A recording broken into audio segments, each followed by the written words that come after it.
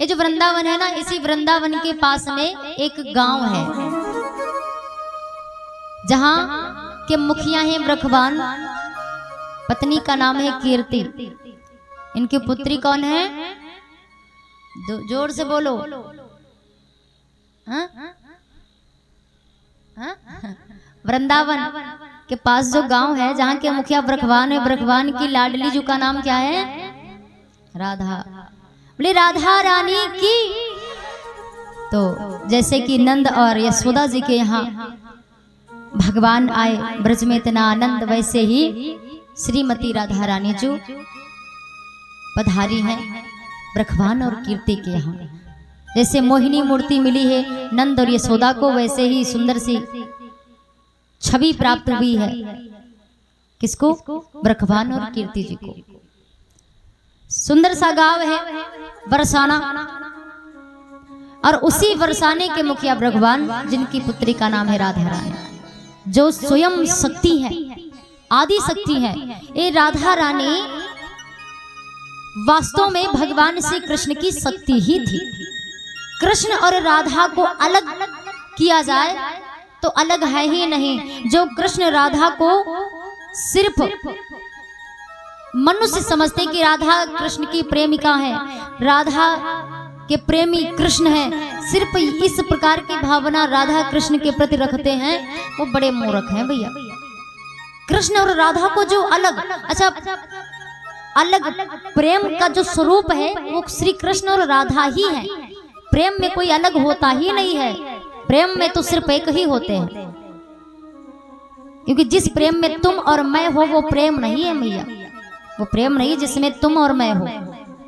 तुम और मैं का मतलब अलग अलग, और दो लड़का लड़की आपस में प्रेम कर बैठे उसको प्रेम नहीं कहते, उसको प्यार कहते हैं, जो समाज का प्यार है।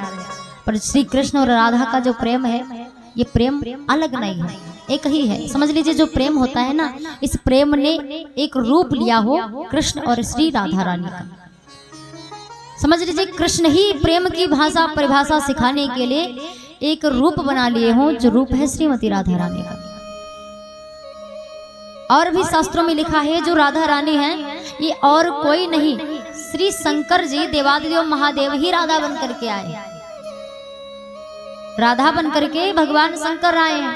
कन्हैया जी काली का रूप है, काली जी कृष्ण जी बनकर आई हैं, और श्री शंकर जी राधा बन करके आए। तो मैंने कहा था ना उस दिन भी, बनने वाले भी वही, बनाने वाले भी वही हैं। ईश्वर तो एक है, और जब ईश्वर एक है तो लीलाई करने के लिए उनको अलग अलग तो बनाना ही पड़ेगा। इसीलिए सब लीला है सरकार की। अभी आपने भजन सुना, माया तेरी बहुत कठिन है राम। प्रभु की माया को कोई पार नहीं पा पाया। एक महात्मा जी थे, वो महात्मा जी एक बात कहा करते थे कि खुदा की खुदाई समझ में न आई। इनका मतलब रोज का यही है गाना, खुदा की खुदाई समझ में ना आई। एक व्यक्ति ने कहा कि आप हमेशा कहा करते हो एक चीज, खुदा की खुदाई समझ में ना आई, तो आप बताइए कि क्या है खुदा की खुदाई। महात्मा ने कहा कि तुमको जानना है तो कल हमारे आश्रम में आ जाना। अगले दिन जब वह व्यक्ति आश्रम में गया, कहा हाँ बताओ बाबा जी कहाँ है आपकी खुदा की खुदाई। बाबा जी ने कहा मेरे पीछे पीछे आओ। एक ऊंचे पहाड़ के ऊपर जाकर दोनों खड़े हुए, दोनों लोग। नीचे एक सरोवर बह रहा था, नदी बह रही थी। बाबा जी ने कहा नीचे झांक कर देखो, यही है मेरे खुदा की खुदाई। उस व्यक्ति ने कहा अच्छा ये है आपके खुदा की खुदाई। तो महात्मा जी ने कहा तो क्या तेरे बाप ने खुदाई? भगवान की महिमा तो जो है शंका करे तो मूर्ख ही है। भगवान वृंदावन पहुंचे। ब्रखवान जी को जब पता चला कि हमारे परम मित्र नंद जी आए हुए हैं, तो ब्रखवान जी खुद ही चलकर मिलने आए। ये नंद जी और ब्रखवान जी बड़े पुराने मित्र हैं, घनिष्ठ मित्र हैं। अब भाई मित्र आए हैं, परम मित्र आए हैं, तो पूरी व्यवस्था भी ब्रखवान जी ने रहने की करवाई। ये वृंदावन भगवान की ही रची हुई माया। जब भगवान को पता चला कि बाबा अब नई जगह जाने वाले हैं, यानी अब बाबा का मन कर रहा है कि गोकुल को छोड़ दिया जाए, अब रहने का मन नहीं है किसी का, तो भगवान ने वृंदावन का निर्माण किया। और इसी वृंदावन में आकर के सभी अपना अपना निज जगह चुन चुन करके रहने लगे। धीरे धीरे भगवान श्री कृष्ण की भेंट राधा से हुई और एक साथ खेलना। कभी भगवान जी के घर जाते, कभी राधा रानी नंद जी के घर आते। पहली बार जब राधा रानी आई, यशोदा जी ने जैसे देखा, कहा छोरी तेरा नाम क्या है, गोद ले लिया। इतनी प्यारी जो है ना राधा, लाड़ प्यार करते हुए, दुलार करते हुए पूछा, लाली तेरा नाम क्या है, कहाँ से आई? बताया मेरा नाम राधा है, मैं बरसाने से हूँ और मेरे पिता ब्रखवान मैया कीर्ति। जो इतना सुना करे, ब्रखवान तो या लाला के बाबा के तो बड़े अच्छे मित्र हैं, तेरी मैया भी हमारी बहुत अच्छी मित्र है। अच्छा, बड़ी देर हो गई, बात करते करते सांझ हो गई, तो कहा लाला लाली अकेले जाएगी क्या? जब छोड़ आओ घर। जब भगवान घर छोड़ने गए, इधर यशोदा ने जब राधा को देखा तो मन किया कि काश कहीं राधा हमारी बहुरिया बन जाए। राधा जी को देखकर बहू बनाने की लालसा जागी यशोदा में। पर जब भगवान छोड़ने गए यशोदा जी को घर उनके, तो जब कीर्ति जी ने भगवान को देखा तो देखते ही इनके मन में बस यही आया कि काश कहीं ये मेरा दामाद बन जाए। तो दोनों के मन में ऐसा चल रहा है कि ये दोनों की काश कहीं शादी हो जाए, विवाह हो जाए, इस प्रकार की भावना। इसी तरह धीरे धीरे लीलाएं हुई, समय बढ़ा। परम शक्ति राधा रानी, कहते हैं राधा रानी का जब जन्म हुआ तो 1 महीने तक इन्होंने नेत्र नहीं खोले। जब भगवान ने सृष्टि, कहते हैं राधा रानी जी भगवान से पहले आ गई थी। क्यों आ गई थी? क्योंकि बिना आदि शक्ति के आदि पुरुष अधूरा है। बिना शक्ति के, बिना आदि शक्ति के आदि पुरुष धरती पर पहले कैसे आ सकता है? पहले भगवान शक्ति को भेजेगा, तब पीछे से भगवान आए। तो परम शक्ति राधा रानी जब आई, तब पीछे से सरकार आ। नेत्र नहीं खोले जब तक भगवान नहीं आए। जब भगवान आए, दर्शन मिले, तब जाकर राधा जी ने नेत्र खोले। और राधा रानी कोई साधारण नहीं है, मैंने अभी बताया, स्वयं आदि शक्ति स्वरूप है। नारद जी ने एक बार कंस से कहा कि जानते हो कंस, वो जो तुम्हारा काल है, पता है क्यों नहीं मर रहा है? वो कृष्ण इसलिए नहीं मर रहा है क्योंकि कृष्ण की जो शक्ति है ना, वो शक्ति बरसाने में है, इसीलिए तुम उसको मार नहीं पा रहे हो। सारी शक्ति बस उसी, जब तक उस शक्ति को आप छीड़ नहीं करोगे, जब तक उस शक्ति के साथ आप जो है कुछ बुरा नहीं होगा, तब तक आप कन्हैया का कुछ नहीं बिगाड़ सकते।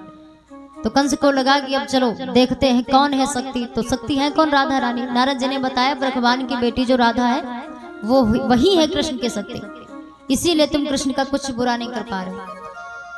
तो कहते हैं ये कंस था, ये कंस जब राधा रानी नन्ही सी थी, छोटी थी, बाल रूप में थी, तो कंस आता है, एक गर्ग संहिता में है, कंस आता है भगवान जी के पास, पर बिना कोई सैनिक और बिना कोई हथियार के, एकदम निहत्था आया। भगवान जी जानते हैं ये दुष्ट है, हमसे नफरत करता है, लेकिन फिर भी ये निहत्था आया है, ना तो कोई सेना के साथ आया है। तो हो सकता, मुझे लगता है महाराज कंस किसी और भाव से आए हैं। कहा महाराज भगवान जी से कहा कि हे भगवान, मैंने सुना है कि तुम्हारे घर में एक लाडली का जन्म हुआ है, तो अपने कन्या के दर्शन कराओ जरा।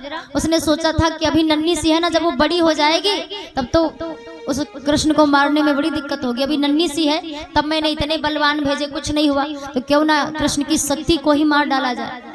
तो बना, तो किसी भाव से गया था दूसरे पर, दिखा रहा है ऐसे कि अपनी लाली को दिखाओ, देखना चाहते। जैसी कन्या आई, बेचारी कीर्ति डर रही है कंस को दिखाने के लिए कि दुष्ट पता नहीं क्या कर बैठे। भगवान जी ने कहा कि घबराओ मत, अब इतनी दूर से सिर्फ हमारी बेटी को मिलने आए हैं, देखने आए हैं, तो कम से कम गोद तो दे दो।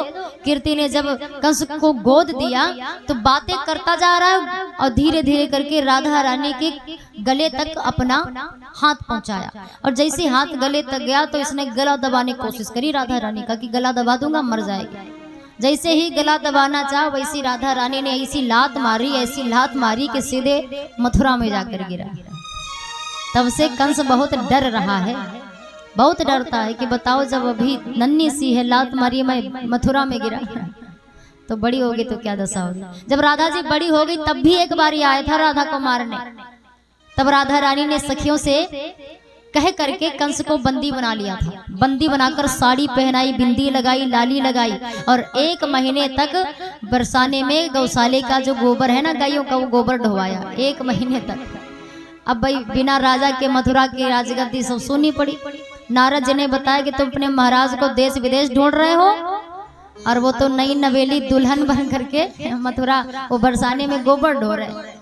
सब समस्त द्वारपाल जो सैनिक हैं कंस के, जो उसके प्रेमी जन हैं, वो सब आए और राधा रानी इसके नाक रगड़ के अपने महाराज को लेकर जाते। राधा रानी बड़ी भोली भाली हैं, दया का स्वरूप है, सब पर दया करती हैं। राधा रमन सरकार की तो राधा रानी की बड़ी विचित्र महिमा है। भागवत में राधा जी के लिए बहुत कम ही कहा गया है, पर अन्य शास्त्रों में राधा जी के लिए बहुत कुछ लिखा है। बोले राधा वल्लभ सरकार की, राधा रमन सरकार की।